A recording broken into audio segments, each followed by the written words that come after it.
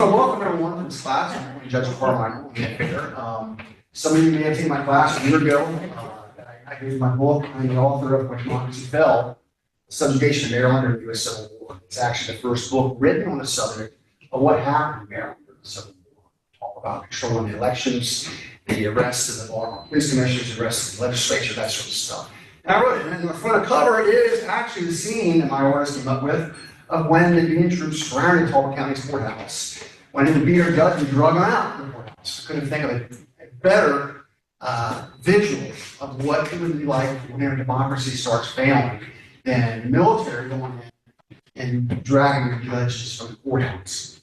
A little forewarned thing, this is not a class. Class is kind of, and my book also is a little tough on Mr. Glenn and his policies, at least towards the Constitution. You know, he was a venerated president, highly respected, and like others, but there's only one thing I hold that's higher than any of our greatest presidents, and that's the Constitution of the United States. And the Constitution of the United States is what guarantees us our liberties, our freedom, and our democracy. And it's the only thing that separates us from what we see going on in Russia or some of the South American countries. So when there is a disruption or infringement upon our Constitution, it is our right and our obligation as citizens of democracy to look into that, investigate it, find out, learn from it. And the one thing I've gotten feedback from my readers on the book is that this stuff that happened in Civil War Maryland applies today for elections. And I like to hear that. It comes from both sides of the political aisle. So during this class, if you got questions, raise your hand. If I think the question will be answered a little further on, I'll just hold you off. It should take about an hour and 20 minutes or so for me to go through it. We'll be talking a little bit about setting the stage, because an event like the Carmichael affair, you have to understand the context, the Civil War itself, the things. And I'm going to talk a lot about arbitrary arrest, which Judge Carmichael tried to prevent here in Talbot County. And so I'll talk a little bit about that also. I need to sip water because I just went through last spring's radiation and very live. It's all wrong. Start. May 24th, 1862 was a Saturday. A steamer balloon arrived at Wyoming, came from Baltimore. On board the steamer balloon was 4 military officers from the 2nd Delaware Division, and there was also 5 provost marshals. The lead provost marshal was Provost Marshal McPhail, and his deputies were Bishop, Cassell, Horner, and McBride. They left from Wylandon and made their way to the hotel in Easton and got there Saturday afternoon. Their presence created immediate stir for the Easton and Talbot County. On Sunday and Monday, the excitement got much greater. Why are these provost marshals here? Are they here to arrest Judge Carmichael? A gentleman named William Knapp went up to Provost Marshal McPhail and says, if you attempt to arrest our judge, you'll be resisted by 100 armed Talbot counties.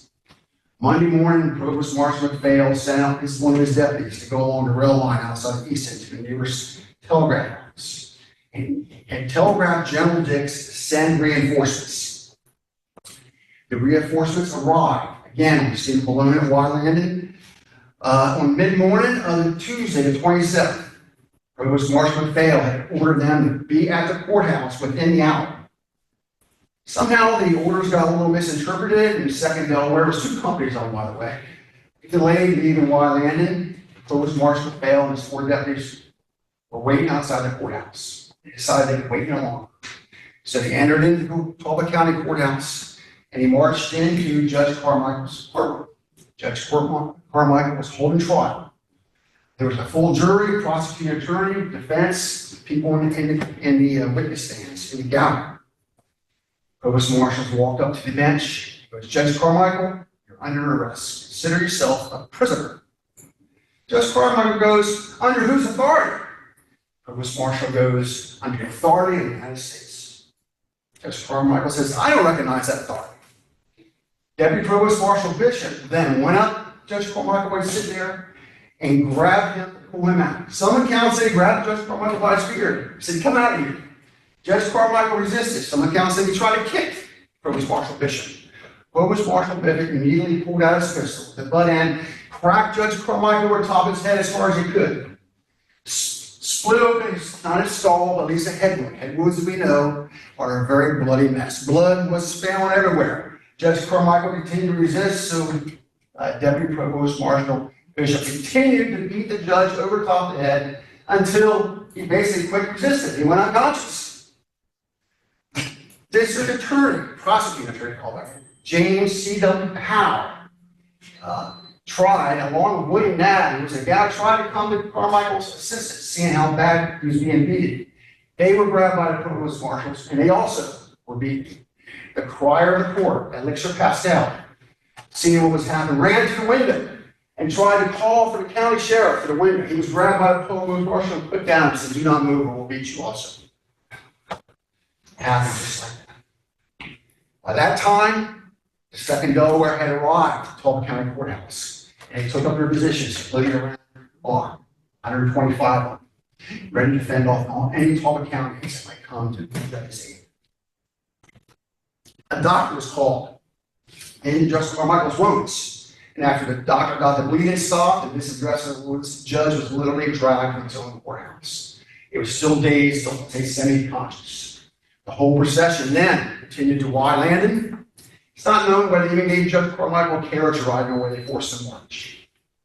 And I'm supposed to show you this slide. Whoops, hang on. Right there. That's my artist depiction of Judge Carmichael's being beaten in his own court. And then they brought him out, which way does it go? Outside, and drug him out. The very next day, we see in a government press release from Washington. Now, this is May of 1862. President Lincoln took control of the press in August of 61 by presidential proclamation. Any military information is published without consent of the Commander General. The perpetrator will be court-martialed, military court-martialed, punishment by death. That was in August of 61. By September of 61 is when the Lincoln administration started to imprison newspaper editors for dissent. So now this is 62. And then Washington itself and the War Department put out their own press release. So immediately a press release went out, arrested Judge Carmichael for treason. And those press releases went across and was in every major paper of the United States. And here's another bit. It's actually a Maryland paper, Cecil Whig. They arrested traitors. And they said the resistance was threatened by secessionists. The terms traitors and secessionists were thrown around like candy during the Civil War Maryland. And here we have a paper from the Western Daily Press, Brisbane, Avon, England. Took about 10 days for these to track across the Atlantic.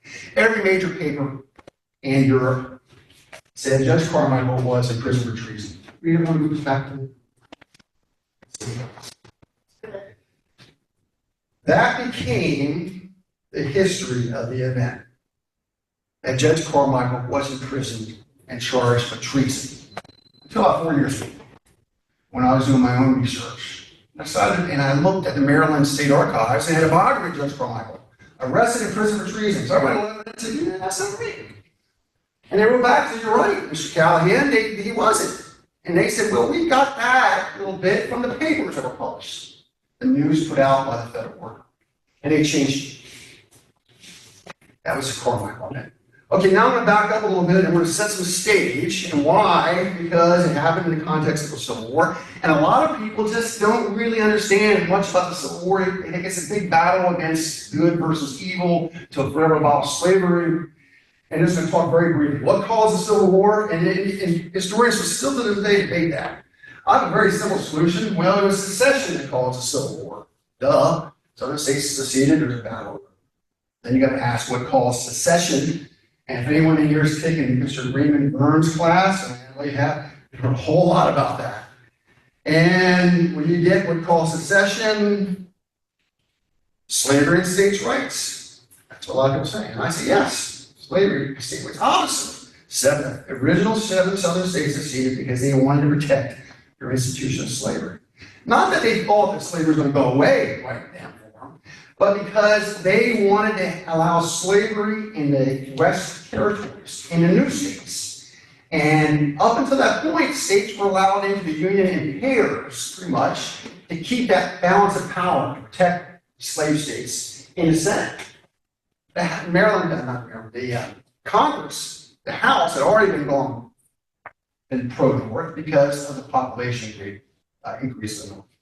But the Southern states wanted to keep parity in the Senate, and the Republican Party was against allowing slavery in the territories in new states. It wasn't that slavery was let away. But then we have states' rights. And I say that because when Mr. Lincoln called up 75,000 troops, they wanted to enter those seven southern states and bring them back by force. We had other states go, no, that's not in the Constitution. States are sovereign. Mr. Federal Government, states that continue certain powers, only limited. And that power is not for you to send an army into this other state. So that causes a secession of 4 other states. And that was Virginia, North Carolina, Arkansas, and Tennessee. And so there's more over states' rights. So it was sparked by slavery, but it quickly expanded into states' rights and state sovereignty.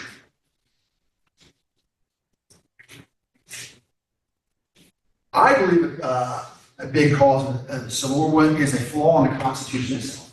And why do I say that? It's because the Constitution is totally sovereign on whether a state can secede. So some people say, see, they're not allowed to secede. Other people say, well, wait a minute, the 10th Amendment to the Constitution says that the states gives the federal government all their power. And anything the states have given to the federal government is reserved for the states. Therefore, the right to secede is reserved for the states. And there was a big debate. For when the Constitution was first founded, there was a big debate. And I will refer you to this gentleman right here. We all can agree that Mr. Eisenhower is a great patriot of America. And Dwight D. Eisenhower had a picture of Robert E. Lee in the Oval Office. Someone wrote in, Mr. Eisenhower, why do you have a picture of a traitor in your Oval Office? He responded. A lot of it was because what Robert E. Lee did after the Civil War, that kind of stuff. But the main thing he said was, at the time of the war between the states, the issue of secession had remained unresolved for more than 70 years. Men of probity, character, public standing, and unquestioned loyalty, both North and South, had disagreed over this issue as a matter of principle from the day a Constitution was adopted. And that was amazing. And actually, Mr. Burns' class goes a lot into it. The issue wasn't the states to secede or not. It was not decided by a Supreme Court decision. It wasn't decided by Congress. It wasn't decided by the constitutional amendment of the states. It was decided by the blood of Americans, by war. The South really believed they had the right to secede. It was in their rights to do that. Okay, that's set the stage, but let's get more back to Maryland now. What did Marylanders think? What was Maryland's view of democracy? And what I found, and this is a copy of the Constitution of Maryland that was ratified in 1851. It was voted on by all the people of Maryland. And it was in effect during the Civil War. And in the Constitution is the Declaration of Rights of the Citizens. And the first thing it says is that all government of right originates from the people, is founded in compact only, and instituted solely for the good of the whole. And they have at all times, according to the mode prescribed in this Constitution, an inalienable right to alter, reform, or abolish their form of government in such manner as they deem appropriate. We got this. There we go. People in Maryland believed they had the right to alter and abolish their government. It came from the Declaration of Independence, almost word for word. That's what we said to the British. Marylanders had it in their Constitution. There were procedures in the Constitution called the Sovereign Convention. They can only be called by the legislature, maybe the governor or both, where the people can get together, send their delegates, and actually change their government in any way they think best. So that gives you a good idea what Marylanders thought, and that was pretty much the view of the South. The North, not so much. The North thought of the United States as a single nation, and that's mainly because of the massive immigration in the 1830s leading up to the Civil War into the North, where people came from more totalitarian countries, more centralized government. We're going to talk briefly about the objects. So what caused the Civil War is a little different than what they were fighting for, because some people have this little misplaced also. What were the war objectives of the Confederacy and that of the United States? The Confederacy was basically just independence. we want to be left alone. And I've heard other people try to say, no, the Confederacy is trying to destroy the Union and destroy the Constitution and conquer it. No. As soon as they were let go, to govern themselves, the war would stop. How about the North? Mr. Lincoln wanted the return of the Southern states into the United States. That's what they were fighting for, at least initially. But then how about abolition? Was that a war objective? I can't say it was, because in 1863, the third year of the war, Mr. Lincoln signed the Emancipation Proclamation to free the slaves in the states that were in rebellion. Not in Maryland, not in the others. There's 4 states in the Union that were slave states. They didn't free a single slave in Maryland or in the Union. Only for the states that were in rebellion. And not even in states, in some of the states that had already been occupied by Mr. Lincoln as slavery states. So effectively, it's freedom of slaves. But you can legitimately say, as of January 1st, 1863, abolition became a war. And guess what? A lot of people in the Union Army were quite upset over that issue. All right. Okay. Back to Marylanders. The Maryland legislature, the new legislature after the latest election in December 1861, published a pamphlet, and they sent out every 1,000 copies, 2,000 or 3,000 copies printed, sent out to the state of Maryland. What are the objects of the war? What's the objective? And they told Marylanders, and they quoted Mr. Lincoln. Mr. Lincoln said that I'm fighting to bring Southern states back. Slavery remaining afterwards. U.S. Congress had passed a resolution saying, when the Southern states come back, slavery will remain. And the Maryland legislature publishes to all the people in Maryland. In fact, some of you might not know this. One of President Lincoln's very first acts after he got sworn in as president was to forward to the states what he called the Corwin Amendment with his endorsement. The Corwin Amendment was a constitutional amendment that would have forever protected slavery where it didn't exist. It was actually ratified by 5 states. 3 northern states ratified it. But because the war was looming, it kind of lost. It was an effort to prevent a war. But Mr. Lincoln was promoting, and it said he would protect slavery. So that's important to know. Because some people just say, well, when you talk about suppression of the Constitution of Civil Liberties, they say, well, he had to do that to get rid of slavery. Well, at this point when this happened, it wasn't about slavery. And I've read every journal in the Maryland State Legislature, every journal mentioned everything he published in 1861. And they don't even talk about slavery. It's not even mentioned. It's not in their thought. Let's talk about public sentiment in Maryland in 1860 and 1861. Maryland was very politically moderate. The presidential election of 1856, Maryland was the only state in the Union to go with the American Party, also called the Know Nothings. It was a very moderate party, most moderate of the ones. And then if you look at the election results of the presidential election of 1861, they voted highly for the Constitutional Unionist Party, which was moderate. And if you add that for the 2.5% of Marylanders who voted for Mr. Lincoln and the 4.5% that voted for the Democrats, about 55% of all Marylanders voted very pro-North. And then for this election of 1861 was before they, or 1860, was before they knew the war. But Maryland was very politically moderate. Marylanders believed they were a sovereign state in union with other states. We kind of saw that in the Constitution, and the way we look at our nation totally different because we grew up how it was. Marylanders in the South in many states back during the Civil War, pre-Civil War, thought of our nation like we would look at the European Union today, like union of sovereign states. And there's a lot of similarities. The European Union has a common flag, common currency. They make common laws. And you even see the Brexit Amendment, a secession from the Union. And that's what they believe they were, a sovereign state in union with other sovereign states, and the general federal government was for a mutual benefit. Marylanders believed the people had the right to alter, change, or abolish the government. Again, you saw that in the Maryland Constitution. And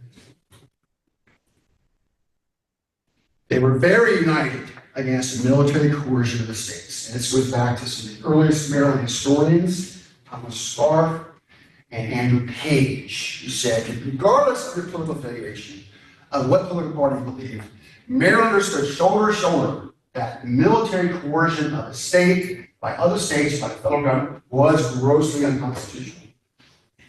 And that belief right there was the basis. If you all heard about the civil unrest when Union troops tried to pass through Baltimore April 19th, and the mob got incited and it was a riot, it was because of that right there. They were angry that they were coerced under the state. Their view of democracy is people had the right to alter and change their government. But back here in Easton, and I'm a board member of the Maryland Public Historical Society. I get to roam around involved to do my research. It's great. There's some letters from a guy named Alexander Hamilton. He had a son named Jimmy in Philadelphia. They wrote back and forth. And there's a lot of insight of what they had, what was going on. And in this letter, which is February 7th, 1861, February, that's kind of important, 61, and he wrote to Jimmy, I'll just read it. How are the affairs in Philadelphia? He goes, I hope they do not entertain the idea of coercion. If that is tried, free men from Maryland to the Gulf of Mexico will plant themselves in a solid phalanx against such an oppressive act. This government is one of public opinion, founded upon justice, equality, and equity, unless you're slaves, and can never be upheld at the point of the bayonet. So what I'm saying is that here in February of 61, military coercion was at the forefront of thought in Maryland at all levels. And they're very, very upset about it. Because they knew Mr. Lincoln was going to be inaugurated in March. Back then, they inaugurated President in March. And somehow got out that Mr. Lincoln becomes president, he's going to send a military force to the States. That was all the buzz. What happened, what not happened. That's one of our Eastonians. Go back to Maryland Public Settlement. In my research for my book, I found that pre-Civil War, during Civil War, Maryland was far more unionist than most historians stated. And I found because there was two types of unionists in Maryland. One was the unconditional unionists, and the other was what we call the constitutional unionists. And these were terms they used back in 1860 and 1861. Following historians that put kind of use in that. And what are they? Well, I relied upon Matthew Andrew Page, a historian from early 1900s, and he defined it. Unconditional unionists were in full support of the central authority of the federal government and believed the union should be preserved at all costs, even by use of military force. They supported Lincoln's use of extra constitutional powers and acts of setting aside certain provisions of the Constitution to support his policies. So they supported Mr. Lincoln unconditionally. Don't let the Constitution stand aside. Just go ahead and beat us out. There was a lot of Maryland unconditional unionists, but it was a minority. And then we had the constitutional unionists. And again, the definition for them, they were equally devoted to the union, but believed in the strict adherence to the U.S. Constitution, and were dedicated to the federal policy of conciliation without coercion. Though they supported the Union and wanted the Southern states in return, they believed it was far better to allow the Southern states to lead in peace with a hope of future reconciliation to the immediate and possible permanent ills of attending a union maintained by a force of arms. Unionists, but I want the Constitution respected. I do not want war. Okay, and we'll talk about what happens to them in a little bit. The disloyal. All right, so I found all these newspaper accounts about how this person was arrested for disloyalty, that person was arrested for disloyalty. And I say, they are a Southern sympathizer. They are a secessionists. They're traitors. Words are passed down. Well, what is the definition of that? We apply our own meaning. What loyal is, what disloyal is, based upon our understanding of our country. Was it the same in Civil War Maryland? It was not. But what happened to disloyal? If you were labeled disloyal, well, you were subjected to arrest and banishment. When I say arrest, I mean no trial, pick you out straight to jail. Confiscation of property. If you had a business, often it was closed down. If you had a license, a lot of times it was suspended. So you got to ask. Let's talk about loyalty. Loyalty to whom or to what? There was Civil War before. We had two major forces, and this can apply today, by the way. We have the Constitution of the United States. As a Marine Corps officer, I took an oath to protect and defend the Constitution of the United States against all enemies, foreign and domestic, and to obey all lawful orders. And we were trained exactly what that meant. During the Civil War, the military didn't have that oath. This is an oath that came after. The oath of the military before, during the Civil War, was just to basically obey the orders and protect, and you have a loyalty to the United States. Obey orders. Caused a little bit of problem. And you have Mr. Lincoln. And Mr. Lincoln, in more detail, was a little bit at odds with the Constitution. He thinks he couldn't adhere to the Constitution for what he needed to do. And what he needed to do is prosecute a war, but also keep the North in line. So all those men, money, and supplies and support protests. He was at odds, very much at odds with the Constitution, a little more detail. So when I look back and research and find all these accounts being this arrested for loyalty, I'm going to go more in this. You finally realize they're talking about loyalty to Mr. Lincoln and his policies, his war policies. You could have been a constitutionalist. I went and you're considered disloyal. You could have been a pacifist. I'm legal, you're disloyal. There was no middle ground. You supported the war effort, Mr. Lincoln's policies, or you were considered aiding and abetting the enemy and you were disloyal and subject to all those terrible things that we just talked about, arrest and banishment. All right, which brings us back to the unconditional unionists, loyal. We support the mission. Constitutional unionists that put the Constitution first did not want war, were considered disloyal. And many were given labels of Southern sympathizer, secessionists, and even traitors. You're a secession, you're a Southern sympathizer, you do not support the war. Because they were considered disloyal, and the Lincoln administration treated them as such, some following historians grossly overestimated Maryland's secession settlement. These people didn't want to secede Maryland, but they were considered disloyal. And I think that they were just lumped into what secessionists were, and a lot of following historians just got that wrong. What was the breakdown between unconditional, conditional, and then the third group? I can't wait to tell you. My sense was, and when I talk about the constitutional unionists here, and remember the 1860 presidential election, there was a constitutional union party, which pretty much said the same thing. They want reconciliation. But when I talk about Maryland here, I'm thinking of a way of thinking of your policy. They still been a Democrat or whatever, but they believe the Constitution first. I believe this was a vast majority in Maryland. I do know in the elections, the Constitutional Unionist Party got 45% of the vote. Southern Democrats got 45% of the vote. The Northern Democrats got 4.5%, and Lincoln got 2.5%. But this way of thought of Constitution first, peace not war, we don't want to secede, I think became the predominant view. And definitely the Maryland legislature would say the Constitution was almost all that was in existence. But these guys got to rule Maryland with a little bit of help in the administration. Oh, did I answer your question? That's there was no study done, but I think it was the majority of Maryland. And the people who actually advocated for secession was a very actually small group, and they never really organized. Let's talk about Judge Carmichael now. Remember, we told you what happens in disloyal. That's why we're getting Judge Carmichael. Born Christmas Day, 1807, graduated Princeton. Pretty good. 2 years later, he got admitted to the bar. And he also went into politics. In 1831, he went to the Maryland House of Delegates, represented Queen Anne's County. 1834, he got elected to the United States Congress. The congressman, his support there. After that, he came back, was a delegate again in the Maryland House of Delegates for Queen Anne's County. And in 1858, he got appointed by Governor Hicks as a judge when a previous judge died, Judge Hopper died. And back then, judges were actually elected, and he won the election in 1859 for the judgeship.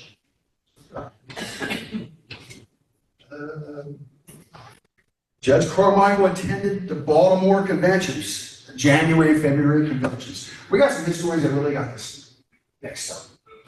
Some people try to tell you, well, Maryland almost seceded. A convention in Baltimore, convention on secession, and they narrowly voided secession by a vote. No. Conventions was just a process of democracy in Maryland. What do I mean by that? There was no communications back then. If there was a county issue, someone would put a notice in the paper. Hey, we're going to meet at the courthouse or this place. When we discuss a certain issue, And Talbot counties would be there to discuss a certain issue and then draft up maybe some resolutions. And then someone would go and give it to the county commissioners. Democracy was very grassroots. And the county commissioners would, thank you very much. I now know the will of the people. It was advisory. There's no authority to it. I think the Constitution says people have the right to assemble. Now, if there's a statewide issue, and those we put out, we're going to meet in Baltimore, we're going to meet in Annapolis. And the counties would get together, they want to participate, and they discuss the issue beforehand, and they would elect delegates. They go up there and represent us against county on these issues. And obviously in 61, earlier, there's a lot of supplemental issues. So they went and met in January, February. Judge Carmichael participated as a delegate for against county for both. And I think he was head of the committee for business. January convention was hosted by the Unionists of Baltimore. And they didn't do too much, but they basically said that, hey, we love the union and we want to do everything we can to preserve the union. That was pretty much it for the January. But the February convention, remember I showed you that letter of Mr. Hamilton? Military coercion was the buzzword of the day. In the February convention, there was a leaf. Mr. Lincoln was going to send troops to the South as soon as he got inaugurated. So that really dominated the fall convention. And that February convention was actually hosted by the Constitutional Unions. The Maryland State Archive says it was a convention of the states right before. That is incorrect. I think the Maryland State Archive says that because one of the speakers was ex-governor Lewis Lowe, who was part of the State Party, who gave a big speech at this convention. Anyway, they did their resolutions, and they said, Maryland, we love the Union, we want to stay in the Union, we want to do everything we can, but if Mr. Lincoln wants to have coercion of the southern states, Maryland wants nothing part of it. Peoples. We do not want to support it, we don't even want their troops coming through us, we don't want anything of it. And if they do coordinate, do that, maybe we should have a sovereign convention. And they did the resolutions, and they took the resolutions to Governor Hicks. And Governor Hicks said, well, thank you very much. Yeah, it's non-binding. There's no actual authority. Governor Hicks says, I want to see what happens with this core wind amendment first before we do anything. Maybe that'll prevent things. So Carmichael was involved in those two conventions right there, and that's pretty much a quick brief for a lot more details of it. But Judge Carmichael also was a bit outspoken. And this is from the June 4th, 1861 Eastern Star. He started speaking out. Now, you got to understand what was happening in Maryland at the time. You had those Baltimore riots where there was a problem there. And then General Butler, the Massachusetts militia, occupied Annapolis, and Maryland was being occupied by the Northern troops. So Judge Carmichael wrote this Eastern Star. A power unknown to the law and constitution of the state has assumed authority and holds sway in other parts of the state. How long shall we be free from its treason? No man can answer. A private citizen in the lawful pursuit of his private business on the public highway has been brutally seized and searched without warrant of law. For his first expression of his indignation, he has been imprisoned. Right off the get-go, Judge Carmichael is talking about imprisonment of private citizens. It goes on. He says, a member of the legislature, a venerated citizen returning from the post of official duty, has been seized and imprisoned without the show or pretense of legal precept, in violation of the constitutional rights belonging to him as a private citizen and as a public character. Judge Carmichael was talking about Ross Winnings. Ross Winnings was one of the wealthiest men, also a big philanthropist in the United States, probably the wealthiest man in Maryland. And he, in his older age, he joined the legislature, and he was coming back, he's sitting on the train next to Governor Hicks, and he stopped at Relay House, a regular stop outside of Baltimore. Union troops went aboard, arrested Ross Winnings. And my research was by the order of General Butler. General Butler's intention with Ross Winnings was to try him by a military court-martial of men of his choosing, so he makes sure he got conviction, and then publicly hang him in Baltimore and teach Marylanders a lesson. General Butler of Massachusetts was not a very nice man. Okay, we go on. The public highways are held by military occupation and derogation of the sovereign authority of the state. The capital of the state is so held. Again, General Butler had occupied Annapolis, Governor Hicks says, do not land in Annapolis. General Butler did anyhow. And then General Butler seized the railroad to Washington. He was actually opening up a route around Baltimore for northern troops to make it to Washington. And it goes, the intrusion of strangers upon our soil and its occupation by them has been made in defiance and contemptuous disregard of the executive authority, where the governor says, do not land in troops. On a multitude, these are of a few of the lawless acts they have done in the state. Okay, so close that. Judge Carmichael wasn't done. And we have this petition, which I want everyone to have a copy. So Judge Carmichael and 40 other citizens of Queens County decided to send a petition into the state legislature to ask the legislature not to adjourn Sin D. What does that mean? Well, the legislature was called by Governor Hicks as a special session. If they adjourn Sin D, that special session will be totally gone. The new legislature will not meet until after elections. And all this summer, during this crisis, the Maryland legislature, special session was meeting for a couple of weeks, and they go out for a couple of weeks, and they meet for a couple of weeks, and he said, the legislature, do not adjourn Sin D. A lot of stuff has happened here, and this is very informative of what it is. And you have a copy, but I'll just read excerpts at the bottom. They have subverted, I think they, mean the military occupiers of Maryland. They have subverted the laws of the state and all the laws that has ever obtained here, and it is said have set up brute force, the higher law, heretofore promised by the chief. Let's expand this out a little bit. All right.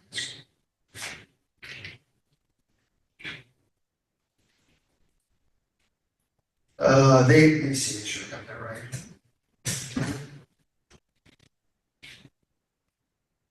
Okay, they have seized private citizens without warrant of law. They have deprived them of their liberty without a hearing before a judge and jury. They have a military force within our border without sanction of legislature. They have set the military above the civil power. They have subjected persons to martial law who are not soldiers, nor mariners, nor marines, nor other militias in the regular service of the state. Now, what is he saying here? Well, one, he's saying there being arrests being made without warrants, Constitution. He's also saying civilians are being tried by military court-martial. That's what he means here. They're trying martial law and court-martial, and they're not even in any military, and that's an unconstitutional violation. The habeas corpus has been suspended. And that's important. We find that Judge Carmichael also reports the habeas corpus was being suspended there in Queen Anne's County in June. Research I did, some people try to say, oh, habeas corpus. What is habeas corpus? That is your right, as a citizen's right, to go that if he's detained by the government, to go before the judge to determine if that detention is lawful or not. Anyway, we researched the habeas corpus. It first started, it eventually spread throughout the entire United States, especially habeas corpus. It started here in Maryland. And people say, oh, it's only 20 miles on both sides of the railroad, Philadelphia to Washington, just to protect the supply line. Well, first of all, I found there was two orders of habeas corpus that was issued by Mr. Lincoln. One was for the press, and one was for his generals. And guess what? The order he gave his generals was much more broad than what the public knew. But what I found is habeas corpus was suspended whenever the Union forces occupied the territory in Maryland. Whether it's called at Queen Anne's, it was immediately no more habeas corpus. Okay.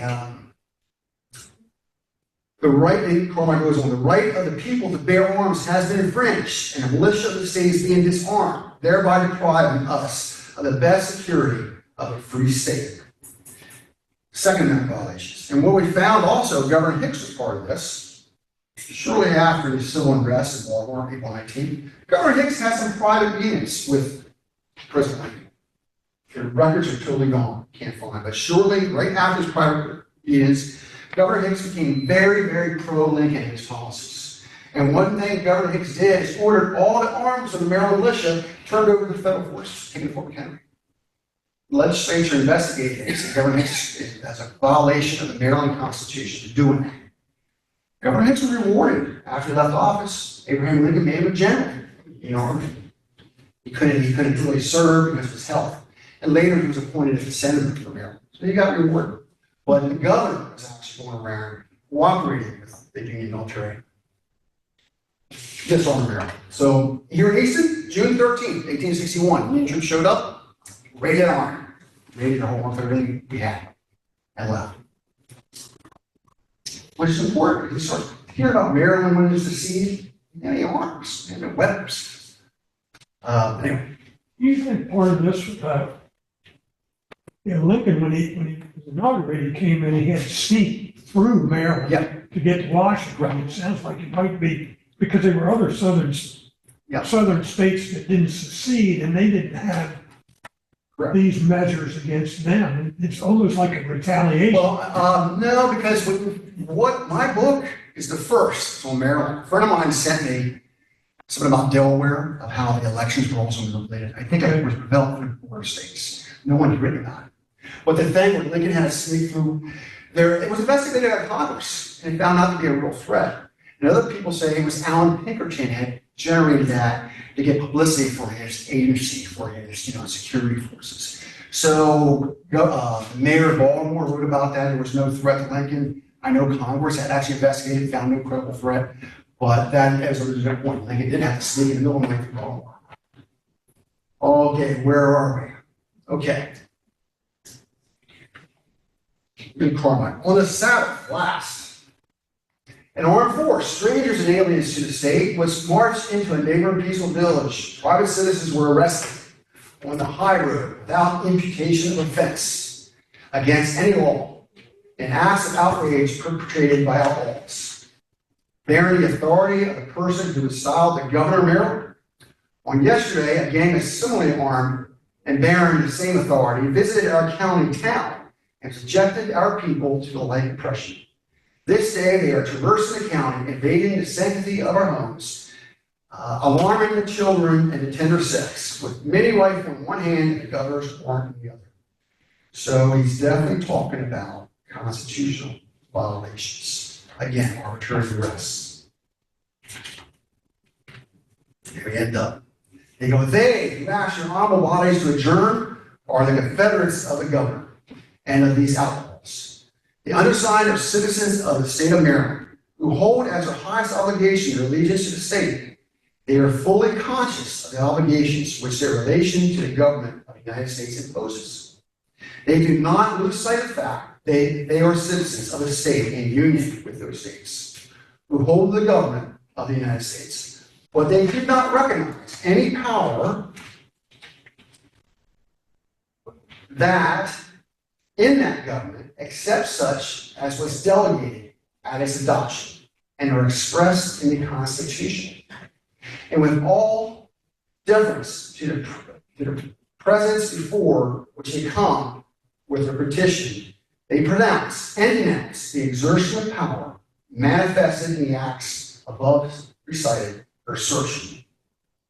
Those who exercise it, usurpers, if I pronounce it right, and their aiders and abettors in the state of Maryland, traitors of Maryland, where they know their allegiance, and traitors to the United States, whose Constitution they subvert with force.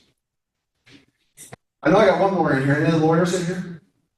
Is this petition in the legislature an act of treason? He just says First Amendment. He's saying this is what the government, and what's his position? Arbitrary arrests, Constitution, or violating the Constitution? Okay. Judge Carmichael wasn't alone, however, because just a couple weeks prior we had this ex parte Merriman case with Chief U.S. Supreme Court Chief Justice Roger H. Conley. I just learned it's actually pronounced Conley. He was actually sitting on the circuit court bench, but he's still the Chief Justice of the Supreme Court in the Merriman case. And Judge Conley always think Merriman was about the suspension of habeas corpus. And again, we already said that habeas corpus is your right as a citizen to go before a civilian judge to determine if your detention is lawful. The government has a lawful reason and law to detain you. And it wasn't. Judge Conley, as Merriman said, a whole lot of other stuff has happened. And first he said the president has no authority to suspend habeas corpus. And some people say, what difference does it make? President or Congress? The difference is the authority to suspend habeas corpus also decides where, who, when, how long in prison. Do you want a president to be able to throw their loved ones in jail and throw away a key? Or do you want Congress to get to the end of the day? And by the way, I was only for the right to go before a judge to see if your report was lawful. You still have the right to a trial by jury. Suspension of habeas corpus doesn't suspend that right. But Judge Troy said that president and military have no authority to arrest or to try civilians by military tribunal. He's exactly right. The President of the United States has no arrest powers. Our U.S. military has no arrest powers. And certainly they're not allowed to try civilians in military court. We heard Judge Carmichael talk about that. He said there's no authority to place the military over civilian authority. You just can't come in a state that's not a rebellion and say, I'm General Caldwell, I'm now in charge of Baltimore, or I'm in charge of East Talbot County. I'm the senior authority here, you all listen to me. No, the Constitution. And Tony also said there was 4th, 5th, and 6th Amendment violations. This is May 61. And refreshed, 4th Amendment is the right for people to be secure in their homes and effects against unreasonable searches. You have to have a warrant. 5th Amendment is the taking of private property without compensation. And the 6th Amendment is your right to trial by an impartial jury or peers in the jurisdiction in which the crime took place. It is your right to legal counsel and to be informed of the charges against you and the right to bring forth witnesses. A side note, when the Maryland legislature was imprisoned and put in first Fort McHenry, Secretary Seward says, anyone hires a lawyer, that's grounds for us to imprison you longer. See, what that even they kept them this question. So we had ex parte hearing. Interesting thing here with Judge Taney, I wrote in my book, is years later we found documents written by a guy named Ward Hill Lamont. Ward Hill Lamont was a U.S. Marshal that was a bodyguard of President Lincoln, also President Lincoln's good friend. And Ward Hill Lamont reported that President Lincoln had ordered the arrest of Chief Justice Roger Taney, but it wasn't executed. And Taney even knew about it at the time. And I talk about that in my book. It's Tawny, I believe. Tawny, yes. I'm just getting used to it. Okay. Let's get back to Carmichael. Set the stage here of what's going on in Maryland, arbitrary arrest. We know Carmichael is the thing about the Constitution, arbitrary arrest. Here we go. Secretary Seward, once Carmichael arrested, when he served as the Secretary of State, he was became in charge of internal affairs during the war, keeping all the border states and north in line. And he wrote General Dix, who was a commanding general in charge of the occupation of Maryland at the time. That's the middle part. And what does read? He goes, General, I close the letter of the 28th ultimatum, and it's a competence. And a competence is what you have in your hand, is what Carmichael sent to the legislature. Addressed to Mr. Cameron, and Cameron was the Secretary of War, by J. Hopkins Tarr from Denton, Eastern Shore, Maryland. First, I think it's Tarr guy should get feathered, but that's just relative to Judge R.B. Carmichael, that quarter. It seems to me that the functionary should be arrested, even in his court if need be, and sent to Fort Lafayette. You may proceed accordingly. Wow. There's some stories about Secretary Seward. For one, we know it's true. He had a meeting with a guy named Lord Lyons, who was an ambassador from Britain.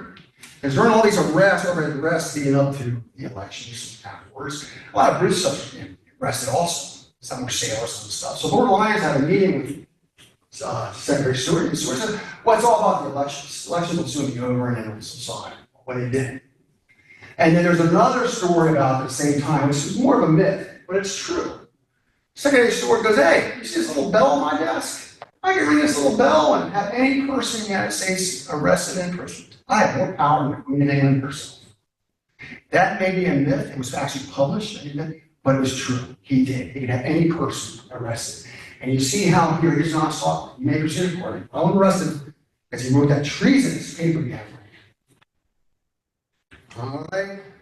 Let's talk about arbitrary arrests now. So we're going to go off on a tangent and talk a little bit, 10 to 15 minutes about arbitrary arrests. It was a primary tool used by the executive branch. It was executed by the U.S. military. There's two reasons arbitrary arrest can happen, for example. One is because Mr. Lincoln took it upon himself to suspend habeas. So you can arrest someone, and for any reason, they couldn't get back to civilian court, find out what was lawful. But the second reason is because the military listened and obeyed orders unconditionally. My oath as a Marine officer was to protect and defend the Constitution. Those officers were just to obey orders. So Mr. Lincoln had a military force at his disposal to use against the people themselves. Both of them are having today. Maybe a good lesson for today. That's 2 years. What were they used for? Okay, silent dissent protest. Heavily used for silent dissent. If you dissented, if you protested, you could find yourself in jail. Intimidate or eliminate political candidates. I'll give you examples of all of this. Remove political opposition from office. Let's say they imprisoned the Maryland legislature. Another interesting thing, in later, I think it was leading up to the 64 elections, guy, his political opponent, Clement Vallandigham, of Ohio, was going to be Lincoln's big political opponent. He's a Democrat. Gave a speech. Well, that part of Ohio was occupied and charged by General Burnside. All the North became occupied, by the way. General Burnside said that speech is treasonous. Had Vallandigham arrested, imprisoned, and banished to the South. But it was used to suppress political opposition, gain controls of Maryland and other border states. I added other border states. I know it happened in Delaware also. We think it happened in many, many other border states. Gain control of elections, and then to manipulate the elections and voter suppression. And finally, they used arbitrary arrest to suppress the First Amendment. You can't do all these violations up here and have the press write about it. The press is the watchdog of our freedoms. So when all these arrests started happening simultaneously, we had newspaper editors arrested. It started on the night of September 12th, 1861. They started arresting members of the legislature, the mayor, like U.S. congressman, and they arrested a couple of editors. One of the editors was a guy named Frank Key Howard of the Daily Exchange. He was a grandson of Francis Scott Key. And they arrested him in Fort Henry. The next day he wakes up, he's in shackles, living out of cell, and he realizes this is the anniversary of when my grandfather wrote the Star Spangled Banner. And he thought about the words his grandfather wrote, land of the free, and he's sitting there in shackles, looking out of jail, so put up a flag and goes, how ironic. But the press, arbitrary arrest from Israel. Catch up here. Okay. Here's some press stuff. This is actually from Macon, Georgia, but they give you good information on the follow-up about arbitrary arrests. And this is a good example. It's about Judge Carmichael. Carmichael event went all across the nation. And there's a Judge Carmichael of Maryland, guilty of what? Why the gross crime of telling the grand jury of his county what the law in relation to arrest was. For months, that Judge C suffered the horrors of the seal for simply doing his duty. Is it possible, therefore, that the recent Republican outburst of indignation against arbitrary arrests proceeds from any regard for the principles of civil liberty? And this is touched on some also, that as these arbitrary arrests, the suspension of civil liberties, the Constitution went north, the Northerners had a problem with that, and they spoke up. No, it is the grossest hypocrisy. They wish only Democrats to be imprisoned. If they were sincere, why did he not ask for the release of Dr. Edson D. Olds, Ohio, now in the fort, for simply expressing his opinion against the administration? How many more good and true men are also in the same gloomy prison walls, against whom no charges are referred? We can only conjecture. We hear every day of men arrested in different parts of the country. They were spirited away.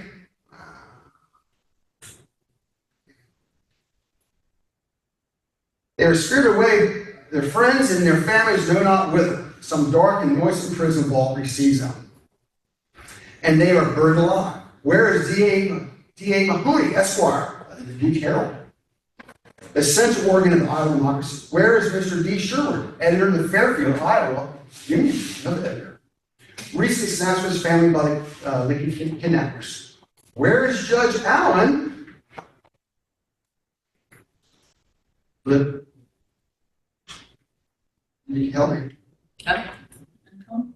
Okay. Where is Judge Allen, member of Congress, recently elected from Southern Illinois? We might increase this list indefinitely, but it's not necessary. If there is but one man unjustly deprived of his liberty, it ought to arouse every American to instant action. The principle is the same. Our liberties are overthrown, and the rights of the individual are left to the whim or caprice of some upstart official. I use this to do further research. Judge Allen, member of Congress. I know the U.S. Congressman Henry May from Maryland was imprisoned by arbitrary arrest. Other congressmen?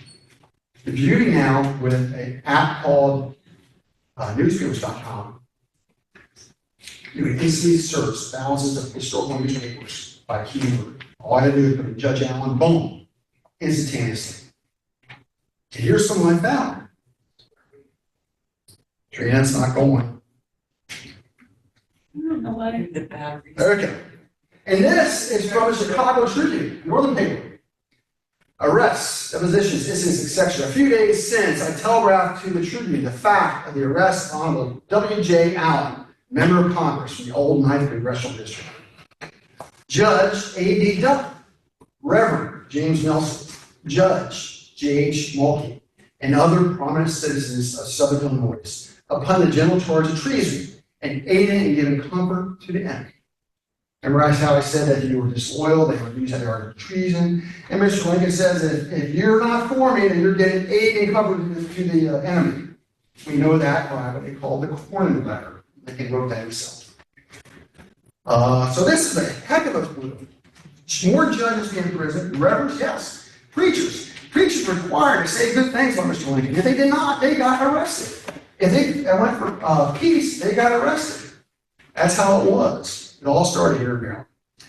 Then I found this guy Mahoney, the New Herald, and just a little extra about what his thoughts. He was in prison for arbitrary arrests, and they printed, my friends know that I demand that I dare my accusers to a trial on the issue they have made. I'm a loyal citizen of the United States. I would give my life, as I offered to do, for the maintenance of the Constitution and the government, just as readily as I would offer myself a sacrifice to resist the encroachment of arbitrary power. This is Northerners. This is people in Illinois being arrested in this sense. All right. Back to Judge Carmichael.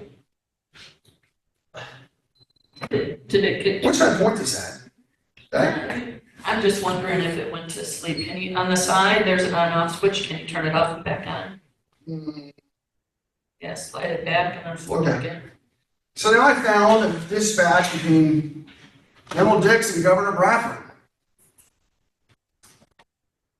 Sir, Honorable R.B. Carmichael has for many months been one of the prime movers of disaffection and disloyalty on Eastern Shore, Maryland. He was the author of a treasonable, the term treasonable, memorial to the legislature, published and circulated under his own signature while holding place on the bench. His charges to the grand juries in his district have been inflammatory and insulting to the federal government. He has caused military officers to be indicted and has charged grand juries that it was their duty to find bills against all persons who had given information on which arrests had been made by order of the government. Under his instructions, Brigadier General Lockwood, whose conduct has been marked by the most prudent and discreet forbearance in the execution of my orders, which have been by many regarded as too lenient, was subjected to the indignity of an indictment. General Lockwood was a Union commander. His headquarters was in Cambridge. And he's saying that Lockwood was indicted. I could not find any other historical texts about General Lockwood being indicted, except this, the only thing I found. Anyway,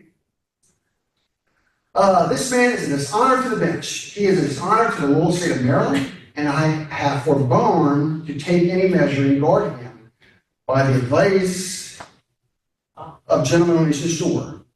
But I believe the feeling is now nearly unanimous that his disloyal and vindictive conduct has been endured too long. It was proposed months ago to arrest him and send him to Fort Lafayette. And that's where Secretary Seward had sent a message to General Dix. I want him arrested and sent him to Lafayette. Though he deserves it, I prefer to have him sent to the Confederate States, banished, to be turned over to the insurgents with whom he sympathizes and whose cause he is doing all in his power to promote. In his part, he is unworthy of the protection of a government which he has labored to subvert, and he ought not to enjoy its privileges. Our constitutional rights have now become privileges. The general can take or remove your privileges as he sees fit. I think he should go where he will find congenial association. Your obedient servant. They always like to say obedient servant. You hear it all the time. I don't know what that was about. It's a thing back in the Civil War. Governor Bradford, I never found a reply.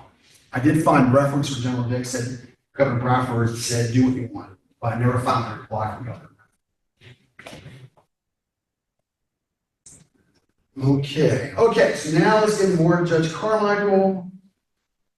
Okay, what was Carmichael actually telling his juries? We have a record of that, and his record comes from this judge right here, James Alfred Pierce, who's about 25 years younger than Carmichael. But he knew Judge Carmichael, and he practiced law up at Chestertown during the Civil War, so he's witnessed a lot of these events. And he went to appellate court, where it was very high in Maryland, and during the State Bar Association, even after Ocean City in 1902, Judge Pierce gave a lecture about Judge Carmichael. So he recorded a lot of good stuff, and really good stuff, and I'm going to read a little bit and elaborate on it. And here's what it goes.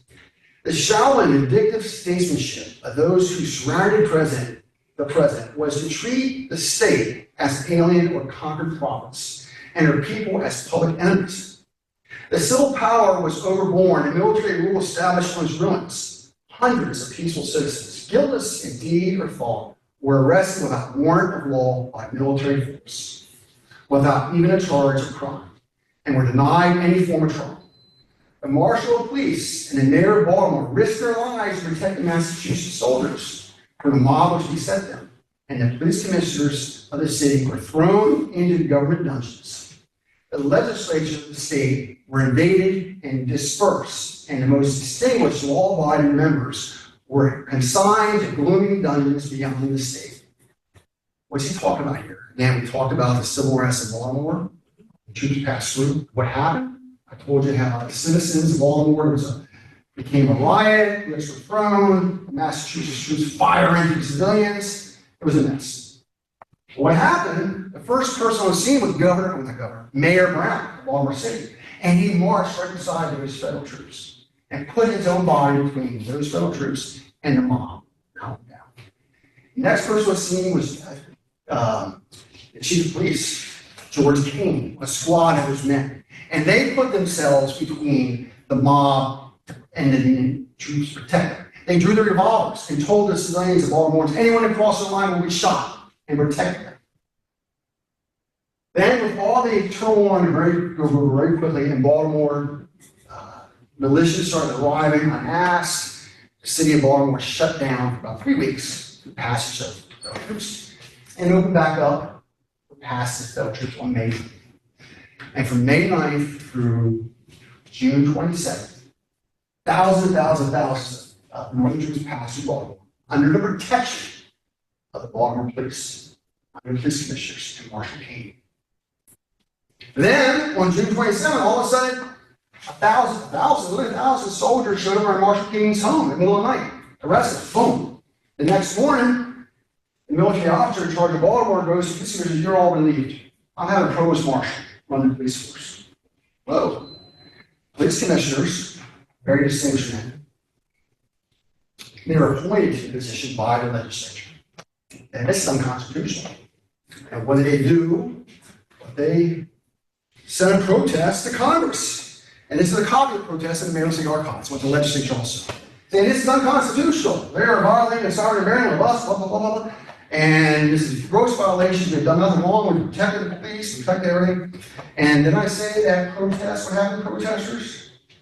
Yeah. So July 1st, they imprisoned the police commissioner. Boom, locked them in the dungeon. The Maryland State Legislature, like I said, the meeting went off. Wasn't coming back to session until July 30th.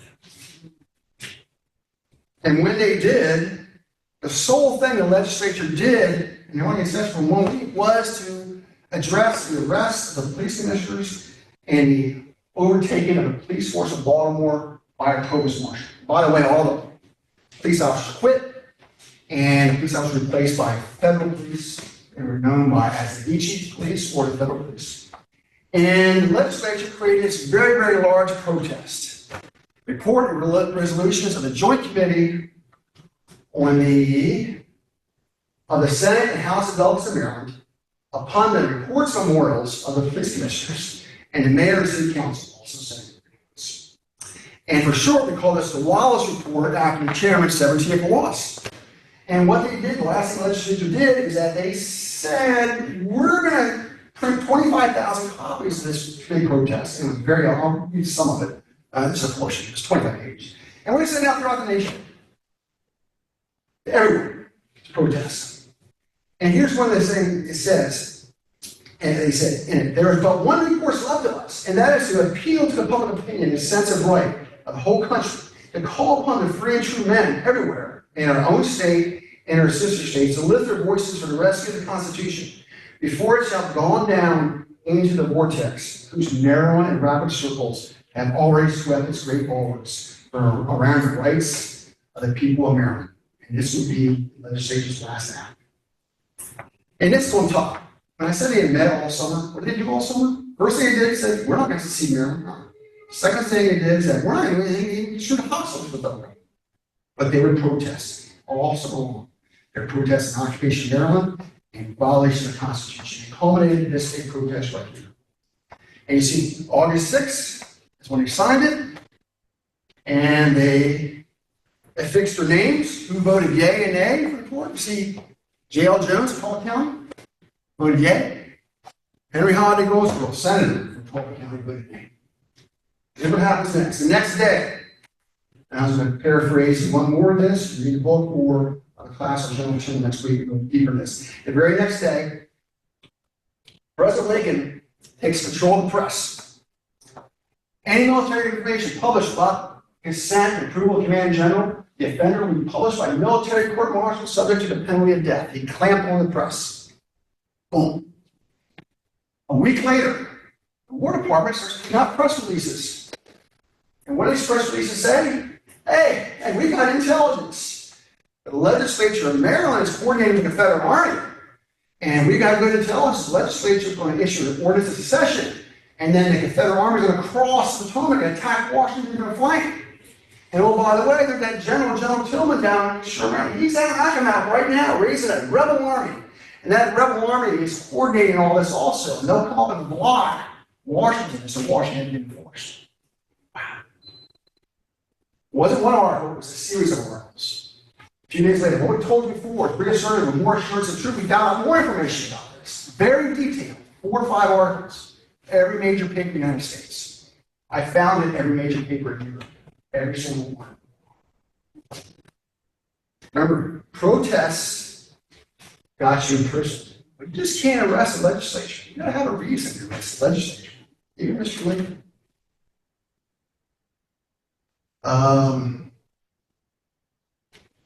Okay, back up a little bit. So, finish the story. September 11th, Secretary Seward issues an order to the military to prevent Maryland's secession. They need to be arrested.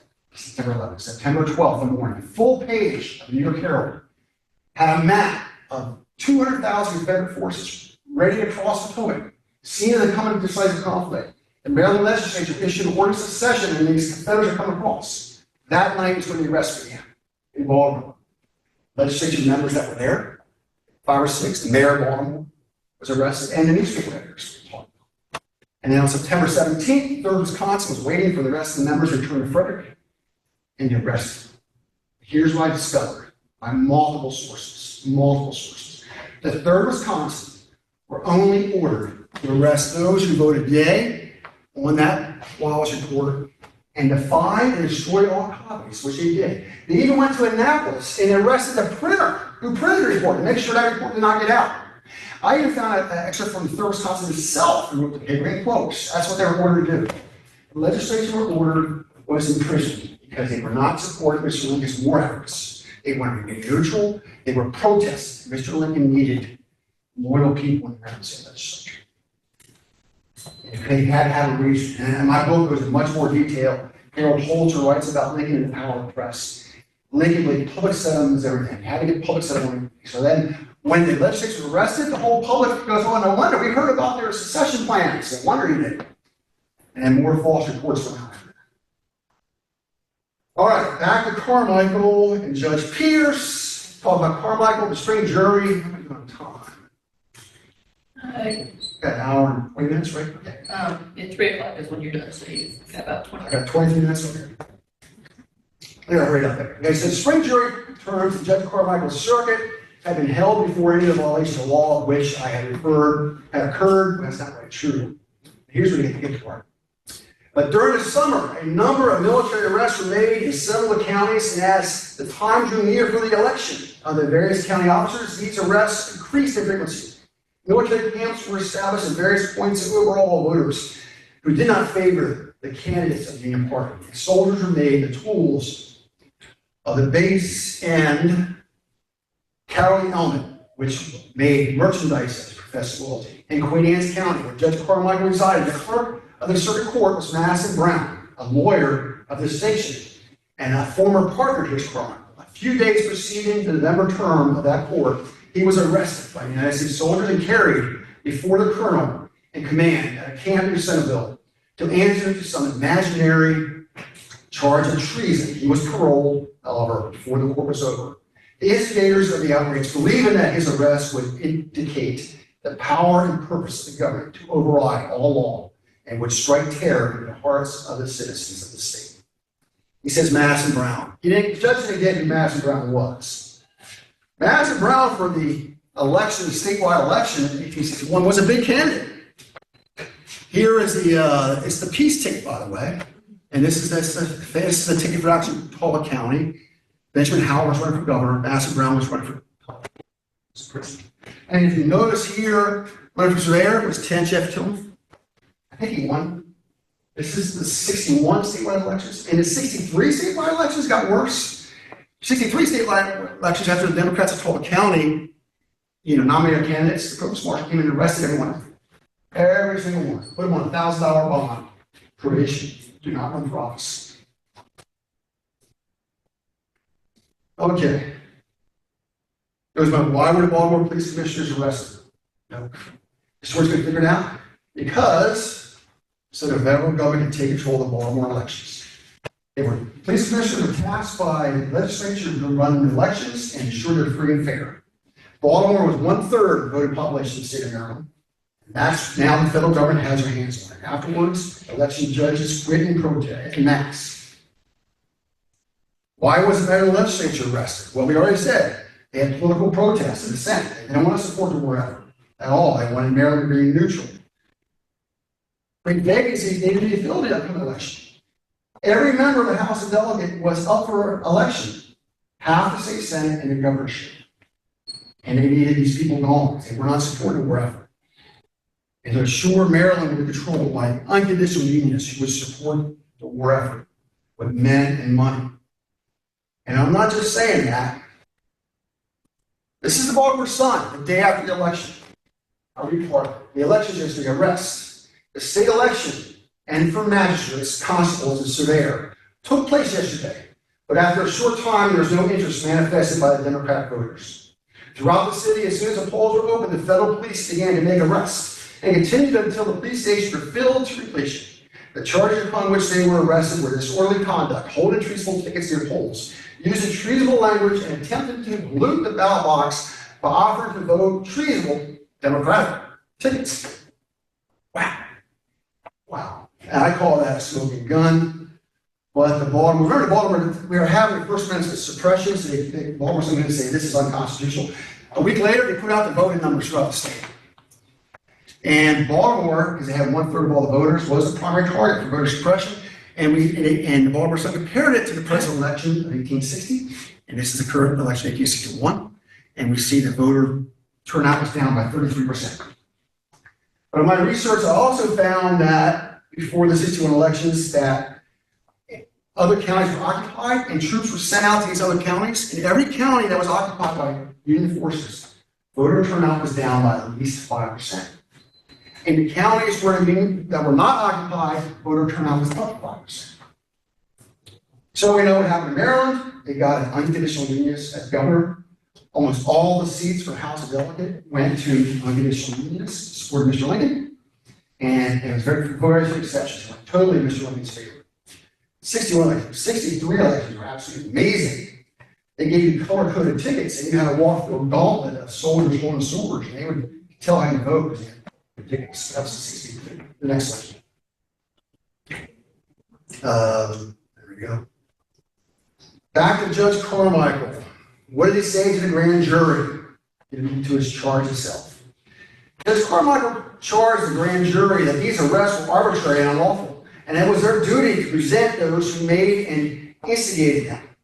To the honor of the citizens of that county, presentments were found, but the soldiers who made the arrest were ordered away before process could be served. The court met in Talbot 2 weeks later. Similar arrests had been made there, and the grand jury was charged in the same terms the presentments were found, with the same results. The charge was in writing and has been preserved. It is a legal classic, worthy of study by every lawyer in Maryland. An exposition of the monuments of constitutional liberty we cherish by every American citizen. Keep in mind, Judge Carmichael now is trying to arrest military officers for arbitrary arrest. He knows the state legislature had been in prison. He knew the police commissioner was in prison. He knew U.S. Congressman Henry May was in prison. He knew that Mayor Baltimore had been in prison for arbitrary arrest. And he's taking a stand against arbitrary arrest. Doesn't even matter. And here's what Judge Carmichael said to this grand jury. Through the public papers and otherwise, it's come to my knowledge that violations of the law have been committed by persons holding themselves above the law, which by tacit accord, for some reason, has as yet escaped the cognizance of the authorities. Violent and dangerous injuries have been committed upon your citizens, while the process of law has been forbidden to reach the offender. Arrests have been made, utterly groundless, as it turned out, but whether with cause or not, by persons having no legal competency to make arrests, and without warrant of law or process from legal authority. A squad of soldiers with no pretense of authority but their arms, it is said, has invaded the homes of your fellow citizens and dragged them to their camp. There they have been detained as long as it suited the pleasure of their captors. These are the cases to which your attention is directed. And now a word about the law, that the law only is supreme in this land, and you have heard proclaimed by my honored predecessors from this place at every turn. Heretofore I have so pronounced. My duty now still bids me to repeat the same to you, gentlemen, the grand inquest, its chosen ministers. Arbitrary, illegal, and false imprisonments have been unknown in our modern history. Almost every crime and misdemeanor, with the exception, have found persons wicked enough to commit them. It will strike you how sacred the right of personal freedom has been held within this jurisdiction. It is a hereditary right of American freemen. It was the right of their ancestors before American independence. Before that day, a British subject could not be arrested but under process of law. This process was required to be founded on oath, disclosing the cause of arrest. Made otherwise, it was a false imprisonment, an offense which one eminent English jurist declares a heinous public crime, for which the law demands public vengeance. Exemption from exercise of power to make or order such arrest is the birthright of Americans. They trace it back to the musty scrolls of the mother country, ages long past. It is inscribed in the letters of light in the Constitution of Maryland. This right may yet be found in the Constitution of the United States, the supreme law for which every person, potential and power in the United States must give place. That was this treasonous charge of the grand jury. It coincided exactly with the U.S. Constitution. Now I introduce you to a man named Henry Holiday Goldsboro from Talbot County. Remember I said he lived in Nay on the Boston, so he wasn't arrested. That was a man. He was a state senator from Talbot County. He was a Democrat and a slave owner, but he was also one of the most leading unconditional unionists in the state legislature. He became, at this time, he was a leader of the Maryland Senate. And Henry Holiday Goldsboro, along with Governor Hicks, also a slave owner, and from Dorchester County, were credited for the state of Maryland of being most responsible for keeping the succession settlement camp down. Yeah, interesting, the slave owners were keeping the camp down. Hicks was actually a know-nothing party. Now, Goldsboro was a big wig and he's swindling his policies. During a speech leading up to elections in the Chapel District of Talbot County, Goldsboro was interrupted by hecklers, William and James Slaughter and Perry G. Stevens. But then, and these men were later arrested by Union officers at the direction of Goldsboro. Uh-oh. Mr. Goldsboro's got himself involved in arbitrary arrest. Prosecuting attorney James C. W. Powell brought charges to Talbot's grand jury who indicted the Union officers and Senator H.H. Goldsboro for conducting unlawful arrests and imprisonment of civilians. Judge Carmichael advised the grand jury on the local law, which we have just reviewed.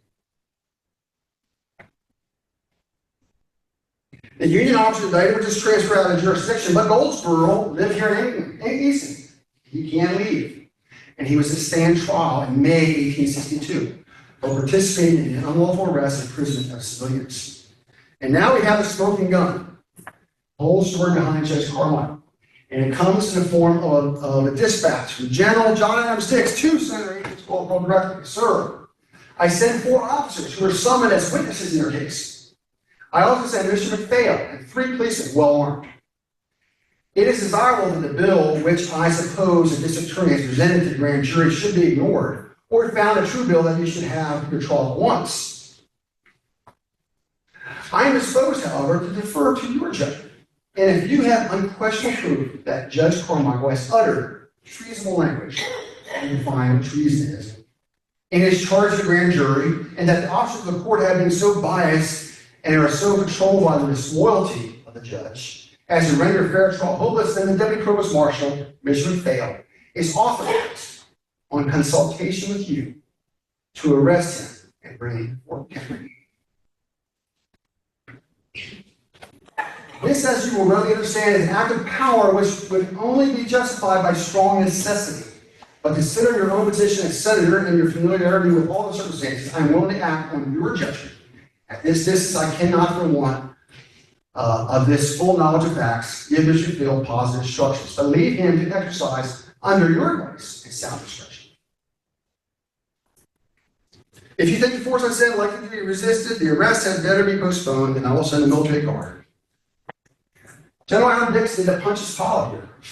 You know, I think General Dix was kind of stuck. He had to obey orders, and he went from like arrested. This is one of the very first judges. He's like, I don't want to arrest a judge like this. I end up pawing off to Goldsboro. Henry Holly Goldsboro was a lawyer, and he was a politician. And he got convicted of this crime, he probably would lose his political standing. He might be disbarred even. So his hopes didn't know what Goldsboro did. We already know what happened. Bam!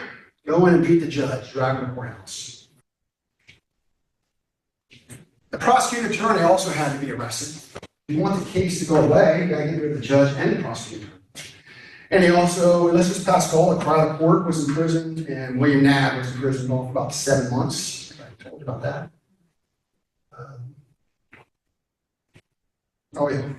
The after action report of General Dix back to Secretary Seward. It was on full consideration that the arrest should be made in court in order that the proceeding might be the more marked.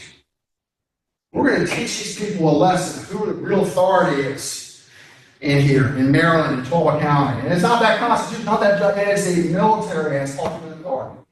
It was intentional. The decision was to make the arrest in the court so it will be a public incident. Judge Carmichael was arrested for 7 months. He wrote a couple of letters to President Lincoln, never responded, blah, blah, blah. But anyway, it had ramifications. And it was the arrest of an officer. Judge Carmichael had a nephew who was fighting in the Union Army. Sorry. Anyway, it's bottom half of the reading. That's what I think I'll fill in the next. It appears that the uncle of the prisoner, the nephew was arrested, is a judge. The uncle of the prisoner is a judge in the state of Maryland and was recently arrested for some irregularity in his official conduct tending to disloyalty. Captain Spencer, who was educated under the fostering care of his uncle, upon learning of the arrest of his benefactor, laid down his sword and refused duty. The prisoner was sent to Fort Lafayette by orders of General McKelvey. His nephew refused to fight for the Union because he knew the fidelity of his uncle to the Union, to the Constitution. It still had an impact upon Tulsa County. And here, so you might like this, I also did a study of our Confederates who fought. 84 men, Tulsa County. I found enlistment records for 85% of them are very reliable dates. And you notice this great big spike right here. Boom. Judge Carmichael is going to have it right there. We know from the diaries of the Lyons brothers, it took anywhere from 3 to 5 weeks when they actually stepped foot, I'm leaving, to the list. Depends on whether you went across the Chesapeake or up and around, 3 to 5 weeks. And if you count that 1 or 2 weeks of affairs order, this spike corresponds directly to the Carmichael. 54% of all Tulsa counties went for Confederacy is in this spike right here. This spike is unique to Tulsa County alone. The rest of the state, everyone went in early 61. This spike in 62 is only Tulsa County. Now, we don't have the diaries I left because of Carmichael, but they voted with their feet. What more can you see? They saw arbitrary arrests, their legislature in prison, police commissioner of Baltimore, their judge. What were their having marks? Were they patriots? Were they traitors to the nation? You gotta remember, here's the Emancipation Proclamation. Remember I briefed before this, Mr. Lincoln, U.S. Congress, slavery remained after some of the states come back. It was after the Emancipation Proclamation. We have 4 all counties. One was Tench Tillman, who we knew leading up to the 63 elections was imprisoned arbitrarily. That tells me a lot. I also did a study, by the way. There was a census in 1860. So I ran every Tulsa boy's name through the slave schedule. How many were slave owners? It's about 8%. At 84, 8%. Okay, I took the same number of men in Tulsa County who fought for the Union. How many were slave owners? About 8%. No statistical difference. Take a slave owner for you. But so I'm attributing this spike right here to the Carmichael incident. I don't know. I know what I would do as a Marine officer if I saw these things happen, arrests. I'd have a little concern about democracy. All right. Carmichael's in prison for 7 months, I said. He was released around December 4th. Attorney Powell was released about the same time. Maybe a little later. Interestingly, in spring of 63, he became a judge in Kent County. And he continued to fight for arbitrary arrests. And the judge said, during the new dispensation, thus inaugurated, a number of citizens of Caroline County and Kent County were arrested and imprisoned by military force. And at the spring term of those courts in 63, Judge Carmichael repeated substantially the same charge as previous, delivered to Tulsa County, saying in addition, if that charge was contained in law then, and for those juries, the same is the law now, and for you, gentlemen. He said, until a new regime is declared, my obligation stands in the terms and meaning of my oath to support the Constitution of the United States and to bear true allegiance to the state of Maryland. He tried to do it again. In 63, arbitrary arrests were very, very common in grand jury, because I didn't let no one. And it didn't really work, although Judge Carmichael tried to protect the citizens. And he resigned in bench in 64, became a little bit of a hero. He went back to the Maryland House of Delegates in 66. He was the chairman of the Maryland Constitutional Convention in 67. He died October 21st, 1884. What happened to Henry Holiday Goldsboro? He got out of his trial. Well, he became the judge of Tulsa County. He replaced Judge Carmichael. How fortunate that worked out. General John Adam Dix. Well, he got his powers going to expand. He moved northward. And what happened to them? Well, in 1864, Governor Horatio Seymour, the governor of New York, got his district attorney, Okie Hall in Brooklyn, and they indicted General Dix for arbitrary arrest. It was going to be this huge trial. Big lawyers, that kind of stuff. Somehow it just went away. General Dix. New Yorkers were slow. When this happened in Maryland, New Yorkers were like, oh, there's traitors in Maryland. But when they moved north, New Yorkers got very upset over it. In fact, our political prisoners at first were at Fort Lafayette. And they had to be moved to Boston Harbor, Fort Warren, because the New York judges kept sending repeated writs of habeas corpus 5-6 times, trying to get our prisoners, the legislature, political prisoners, before court. So they gotta give it a hand for the New Yorkers. At least they came around. But Dix was indicted. And with that is, oh yeah, I gotta talk about Milligan. At the end of the war, 1866, the U.S. Supreme Court finally weighed in for the case of ex parte Milligan. What did they say? They said, same thing pretty much Judge Carmichael was saying, same much as Judge Tawney was saying. The military cannot rule over civilian authority in states not in rebellion and where the courts are open for business.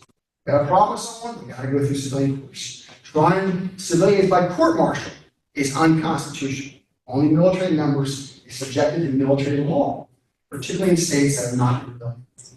It affirms the citizen's right to a trial by jury. So even if habeas is suspended, these citizens still have a right to go before a jury eventually to have a trial heard. And he said the suspension of habeas for individuals must be of a limited duration, maybe a month, 2 months, whatever, and then they get their right to come before, and then they get their trial. And so that pretty much settled it in Supreme Court, which Judge Carmichael was doing is exactly right with the Constitution, he said. What Judge Tawney did, ex parte Merriam, was exactly right. The only thing Merriam ended to say was whether the president had the right or not to suspend habeas corpus, because that was the issue. And later, jurisprudence firmly put that the right to suspend habeas corpus is only a right of Congress and not the right of the president of the United States.